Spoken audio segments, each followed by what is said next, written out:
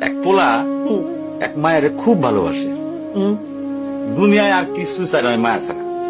আচ্ছা, কিন্তু মায়া পোলাটারে পছন্দ করে না। ওপো অনেক চেষ্টার পর মায়া সে পোলাটারে কইল যে ঠিক আছে, হ্যাঁ আমি তোমারে ভালোবাসতে পারি, হ্যাঁ আমার একটা জিনিস এনে দিতে হবে। কি রে? পোলাটা তখন কইল যে তোমারে পাওয়ার লিগা আমি দুনিয়ার যে কোনো জায়গা থেকে যে কোনো জিনিস এনে দিতে পারি। হ্যাঁ হ্যাঁ মায়েরা তখন কইল তুমি তোমার মায়ের কইলজাটা আমার আইনা কি ক- কি ক- কি কি কি- মনে হয় না। কি গল্প শোনালি দিদু?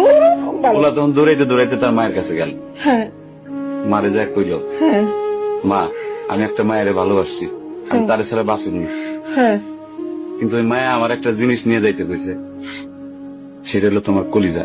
তুমি যদি তোমার কলিজাটা আমার দাও, ওই মায়াটা কলিজাটা পাইলে আমার ভালোবাসবে। মা তখন কইল তুই আমার একমাত্র বুকের ধন, তোর সুখের জন্য আমি সবকিছু করতে পারবো।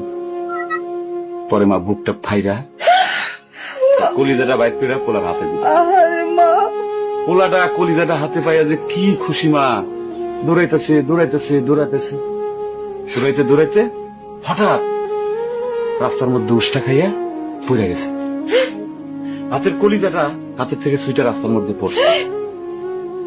তখন মায়ের কলিজাটা কইতেছে ব্যথা পাইছো বাজান? কেন?